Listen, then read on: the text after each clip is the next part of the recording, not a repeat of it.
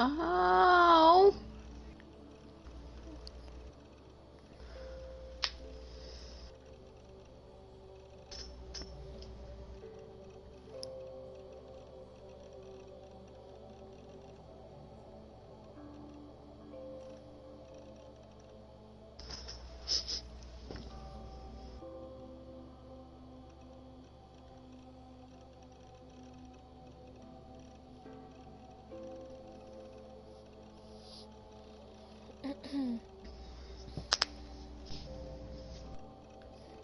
Hold up.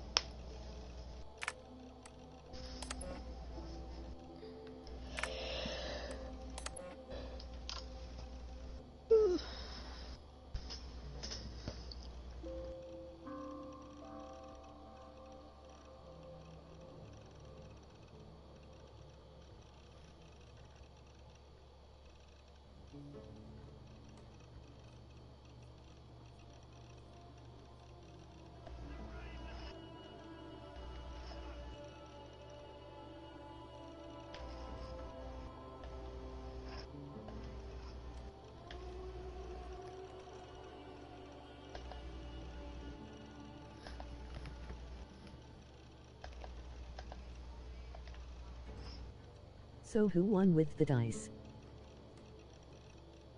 Me, obviously. Kendall helped me. Oh, Kendall. We won the dice. The dice game that I played yesterday.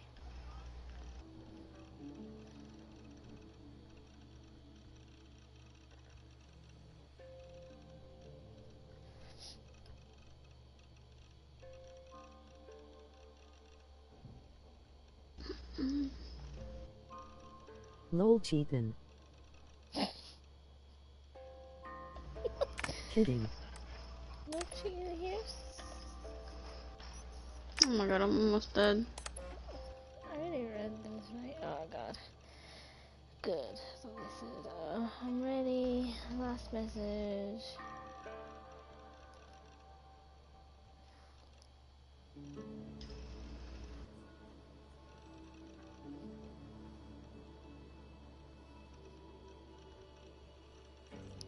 I didn't know how to play the dice game, so Kendall helped me.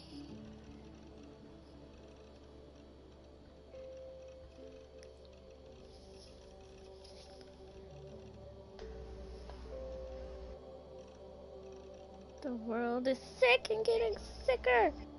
And look, check this out. The Earth's magnetic field is growing stronger. Satellites are falling from the sky. Earthquakes are getting more frequent. Famines are becoming more and more frequent. And now we have credible reports of a new deadly virus sweeping through Asia. Can feel like we're living through Yuan LOL, I'm kidding, I would lose the dice to LOL. Alex, I was about to. I almost did. He had 2 left and I had 1, and I fucking took him out.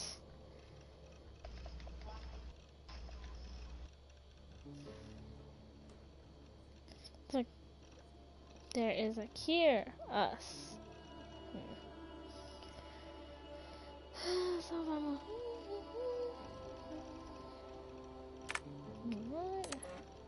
right here. Gift. They have a gift and a curse. The gift of old blood, the curse of not understanding. Oh, you.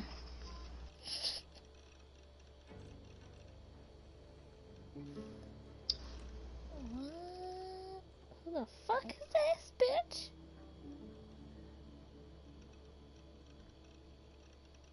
Bye bye now in Vegas now.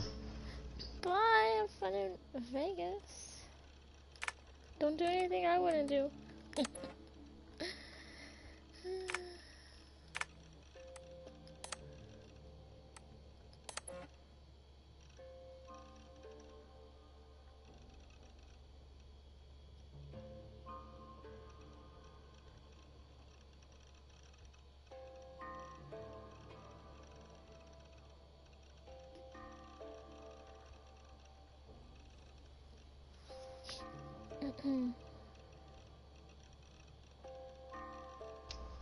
LOL, enjoy the game, smile, don't lose the dice now. Never. I know how to play it now.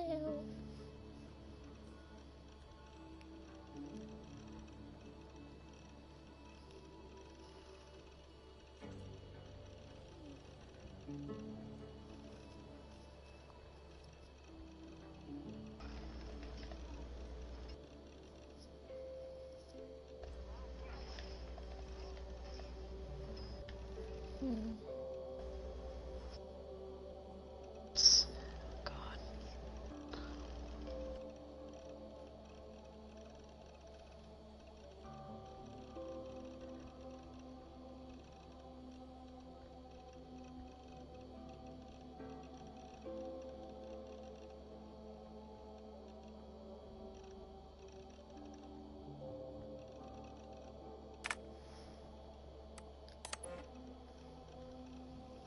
God, they gave us a lot of shit to read. Let's preface the transformation of the Order of the Ancients into the Templars as we know them today has always been subject of considerable debate among our ranks. We have operated with the assumption that the Templars themselves hold some or complete knowledge of this evolution. But at present, no concrete historical evidence has ever made it into our hands. What little data we do have is mostly a matter of public record, with some some exceptions. Sorry. It is commonly understood that the origin of the Knights Templar dates back to 1119 CE, and this indeed was the appearance of the public face of the Templars. However, our records had associations of Templars against at least 2 centuries before this day. Okay, in one badly damaged document, an assassin's contract from Normandy in the mid-11th century, the author makes free use of the term Templar. An earlier letter, this time from a hidden one in the region of modern-day Dorset, circa 978 CE, makes mention of a Templar spy within the ranks of the Brotherhood. From this we can safely assume that the Templar Order, as an entity distinct from the Order of the Ancients, existed at some point in the mid-10th century. We aim to expand our understanding of this dark age. One of our agents recently volunteered to delve into his genetic memories to search for further clues to this age-old mystery. Unfortunately, what we discovered was of little use for our purposes. Sean Hastings began the first of his 7 sessions on October 5th, 2014. Over the course of the next 3 weeks, he followed various can't say that. It's like a tongue twister. Matrilineal and patrilineal, I think. Lines into the past, focusing on the 9th and 10th and 11th centuries. In search of assassins or Templars in this bloodline, he found none. Of minor interest, however, was the following personage here noted for the peculiarity of his biography. Ulrica Thorvaldsson, an early 9th century Jute who sailed north from modern-day Denmark with a modern plank bearing a carving of a map that purported to mark the location of Thor's hammer. Thor's hammer, Kendall. Thor's hammer. You're just getting spoilers. No, it's in the documents.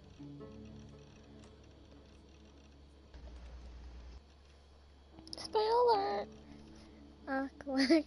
Alaric made it as far as Stavanger before running afoul of a powerful clan there. Damn! was defeated in battle and enthralled as a slave.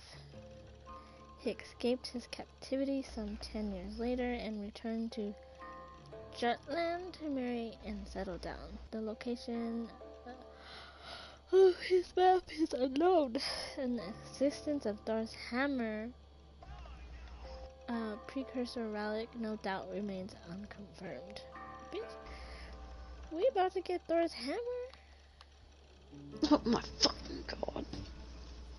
Our ancestors would later sail to England following the Norman conquest of the island, settling in what is now called Loughborough in modern-day Leicestershire.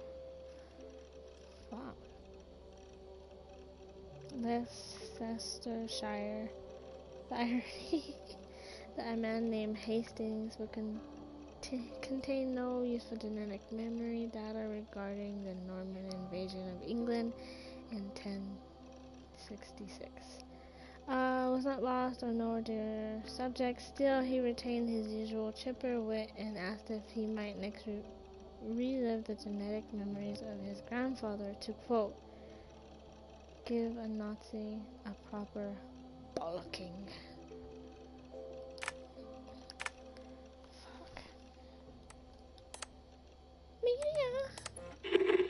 I lived, I died, and now I sleep. And in my sleep I dream. And in my dreams I see an end to the doom that will grip the earth once again. Find the wolf-kissed. Find the mad one. Find me. And save us all from another death.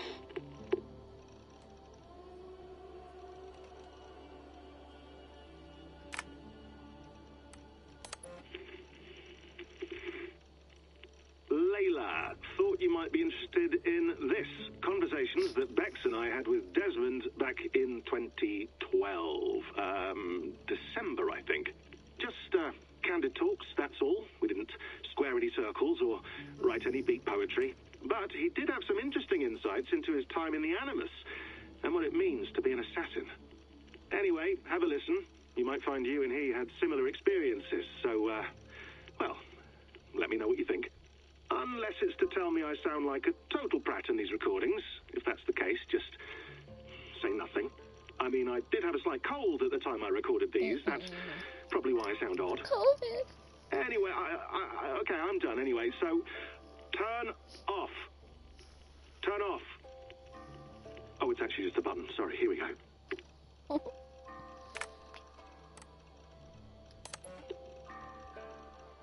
No, come on, Sean. Turn that thing off. Oh, hold on. I like what you said there. I want to get this for posterity. Say it again, nice and loud. Seriously? Sure, come on. If nothing else, it'll give me leverage with your old man. Ah, that's your angle. Nice. What I said was, I wish I hadn't been born into the Assassins. I wish I had chosen this life. Is that good enough? Sure, but why is that? Because choice is the central idea of our creed. It underpins everything, right? It's about free will. It's about seeing the evidence before you and saying, yes, this is what I want. Or, no, this isn't for me. But when you're born into a group like this, or any other, like I was, you get mixed signals. You get told over and over again, this is what we believe. These are the rules. This is reality. No deviation. And if you question it, oh, they look at you like you killed a puppy. That's hardly free will. It's a weird irony when free will is your central belief, but nobody wants you to believe otherwise. I don't know how to say it exactly, but I always thought there was something self-destructive about our creed. If free will is the most important moral guidepost we have, we should be free to ignore it. To choose submission, for example. You know what I mean? Like, we should be free to side with the Templars. If it's really my choice, I could do that. Right. It's almost self-refuting. A democracy could democratically elect a dictator or choose to get rid of democracy altogether. Within our creed is the seed of its own destruction. That's what makes it powerful, I think. And fragile. Right. The more freedom you have, the more risky it is, you know? Anyway, my dad has mellowed over the years, but he was strict when we lived on the farm. He ran a tight ship. I never got the impression that I was free to choose my path forward. Our creed, our tenets, they were drilled into my head. By the time I was a teenager, I was following these rules out of a sense of duty. This was just what we did. That happens to a lot of organizations over time. The stagnation sets in, you know? The fundamentalism. Yeah. Following the rules becomes more important than achieving whatever goal you set out for yourself. And people start to lose sight of the reason the rules exist. That's called deontology, or a form of it. Following a rule for its own sake and not for the consequences it has. Yeah, but that feels backwards, doesn't it? Well, I think so. Following a rule is the easy part. Praying, taking a sip of wine, munching on a wafer. Rituals that give comfort. But that's just going through the motions. It makes people feel like they're doing something. When the hard work is, well, actually getting off your ass and doing something productive. I think people just want boundaries. Tight boundaries. They want to see the four walls that pen them in. I don't disagree. Anything outside that, anything that makes life more complex, that's scary. That's why I envy you. You chose this life. You went through that process and you decided, yes, I believe in this. Sure. It didn't stop me from being an insufferable know-it-all as a teenager, but I see your point. I would have loved to have been a know-it-all. I knew nothing. Not until you guys found me. Yeah. It wasn't until I met you, and Bex, and Lucy, that I knew. I knew I wanted to be an assassin. Oh, thanks, Des. Come here. Bring it in, bud. I don't normally like touching, but I'll make an exception now. I am not hugging you. You sure? Because I smell very nice today. Can you just turn that off? God, that was so long, Desmond. Hold on, I'll just set this here. Do you guys record everything we talk about? Not everything, but you've been using the Animus so much, I thought this was a good chance to learn some things about prolonged exposure. So I'm your guinea pig. No, my guinea pigs are all dead. The Animus was too much for them to handle. Cute. Can I ask you about the bleeding effect? Any recent flashes? Any memories resurfacing? Yeah, the usual things. Ghost images of Altair and Ezio a few times a day. Nothing intrusive, just brief moments. They pass quickly, almost without me noticing. Like a figure in the corner of my eye. Or remembering a dream from the night before. I did have one extended hallucination a few days ago. It was Ezio. He was older, around the time he left Cappadocia. He was standing on the deck of a ship, alone. And through him, I could feel an intense regret or guilt. And it felt to me like he'd had a loss of faith in himself, in the creed, like he couldn't keep it up, couldn't stay true to his ideals. And as I watched him, I thought, is this the moment he decided he was done being an assassin?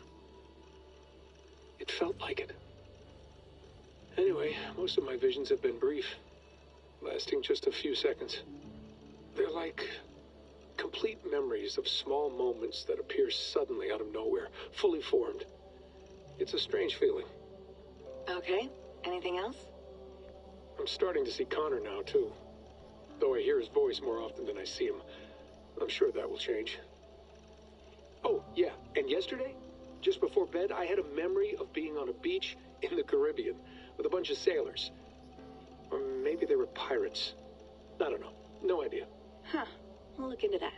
And how do you feel in general? In general? Well, I feel older, for one. Much older.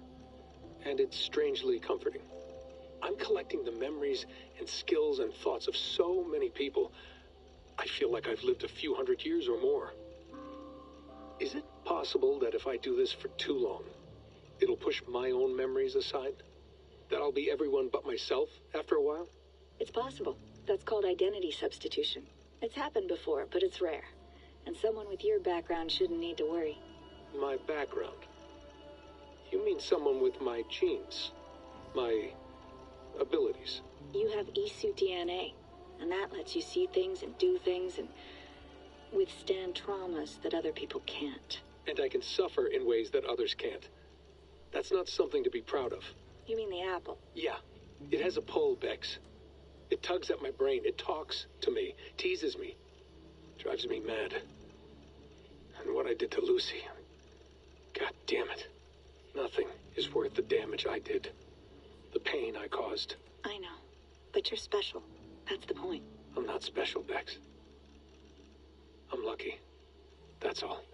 I understand. We're assassins. It's our creed that makes us different, not our genes, not our blood. Anyone can join us. That's true. But let's leave that aside for a second. What I want to know is, have you ever had any Isu memories resurface? Isu memories? I don't think so. I can't even begin to imagine what that would feel like. I think you'd know if you did. Maybe one day.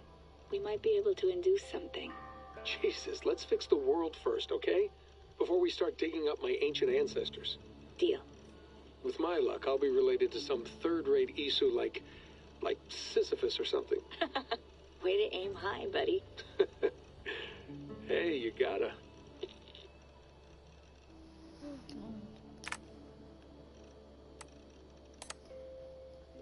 God.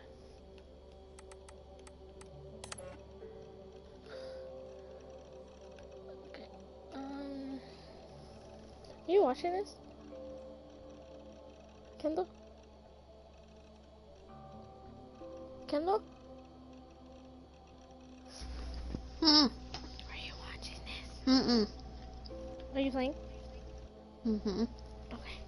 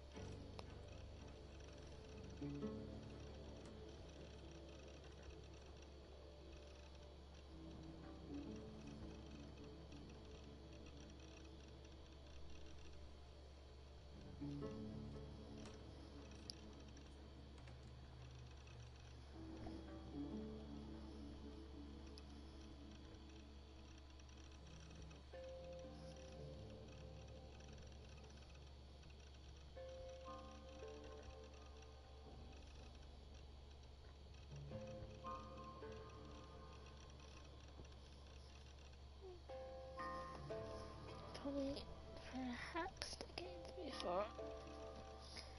Oops. Protect themselves.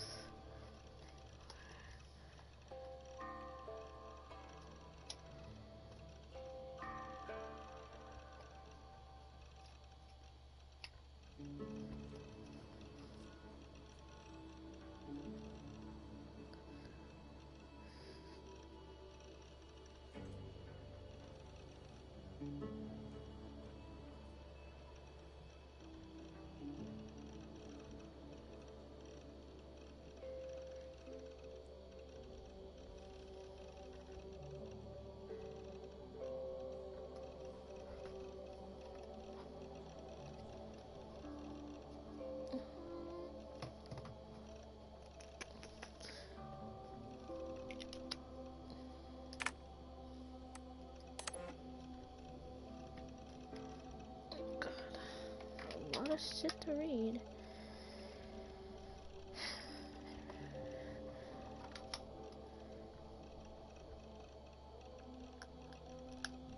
Hold on.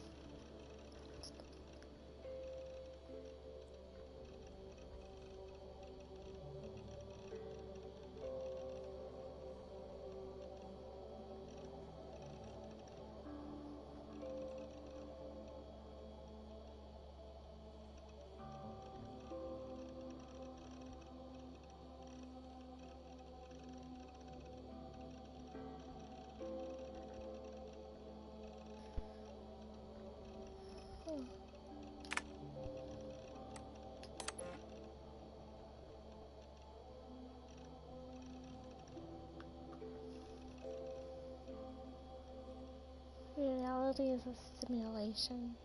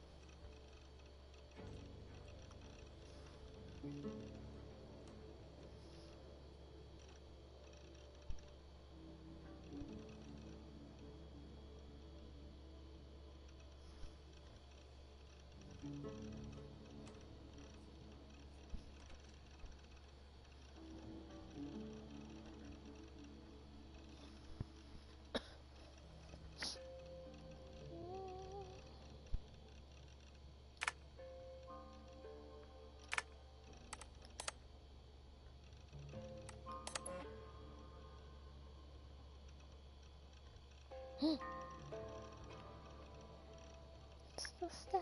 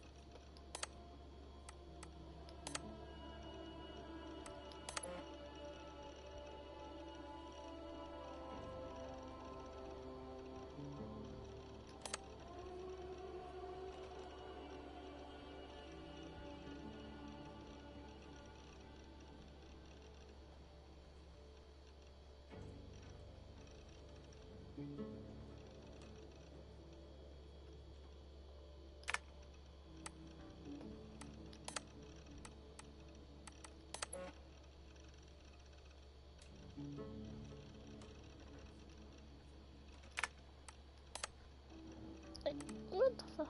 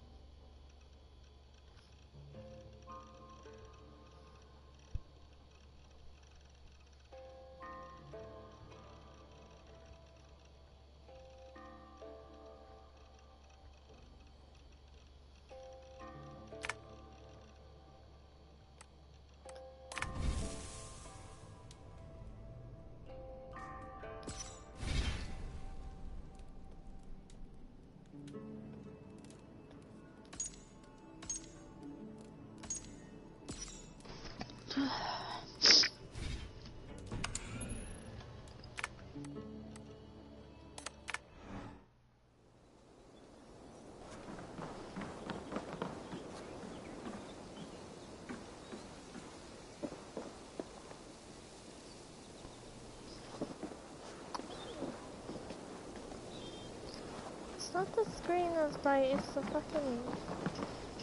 Something's in the air. See, look. Aerial Borealis. What the... That, and then radiation's in the air too, it said. Okay. Aerial Borealis.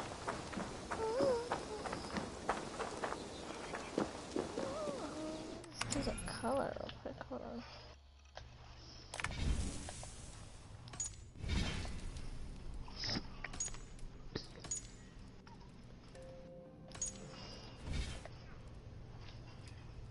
The brightness is too much.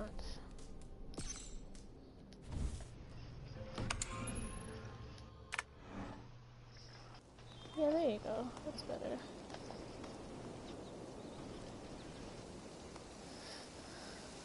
So pretty, but it's toxic.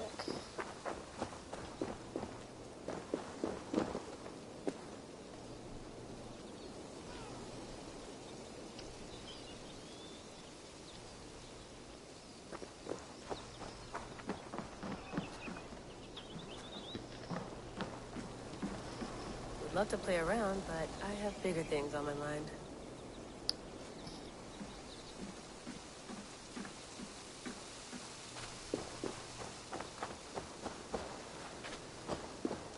Some quality stuff here.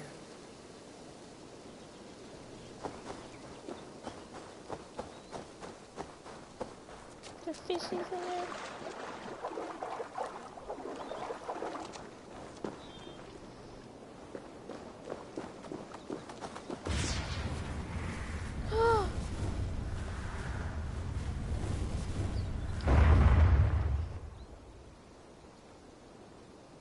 Another satellite.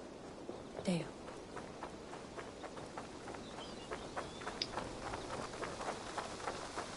The satellite fell into our Layla, atmosphere. can't run away from this. Oh. They won't let me go. Oh, I guess.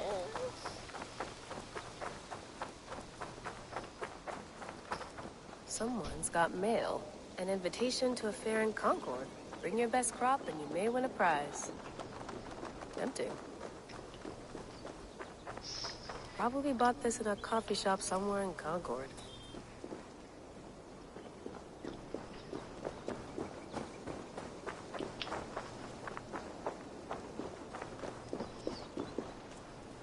I'm not going anywhere. Not yet.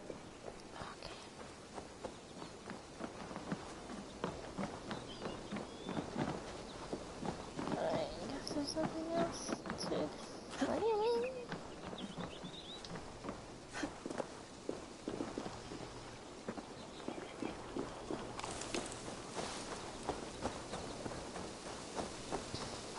Did you get my tea? Oh, mint tea is not actually tea, Bex. It's an infusion. It's really just dirty, minty water. I don't care what you call it, Sean. Did you buy any? Of course I did, love. Hey, sorry about pulling you out. The generator was sputtering. That's fine. I needed air. How is the Animus data stream? Comfortable? Felt pretty stable after a while. Good. Just give me a sec and you can jump back in.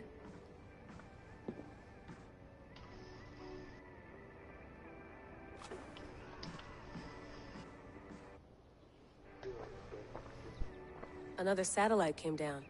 Did you see? I did. One of Abstergo's. That's good. Well, most of North America just lost its GPS service, so depends what you mean by good, really. Right.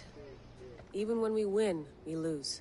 Okay, we're all set. Whenever you're ready, you can jump back in. You mind if I put some music on? Go for it. Cool.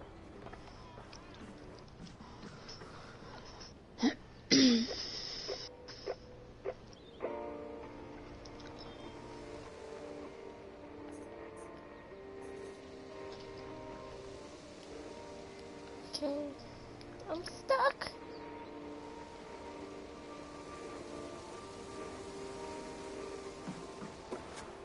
You gotta be fucking kidding me right now. That's quite nice. Soothing. Let's have a look.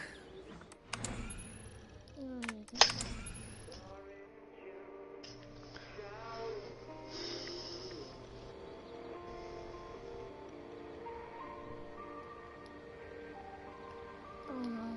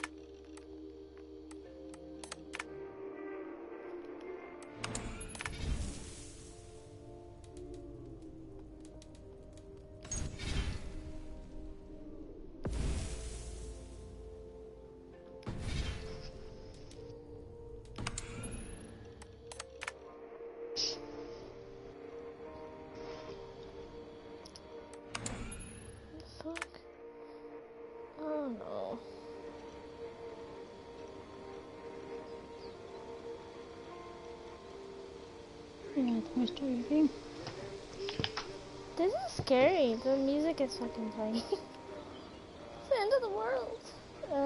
Yeah, I'm gonna restart my stream too. Fuck. I'll be back.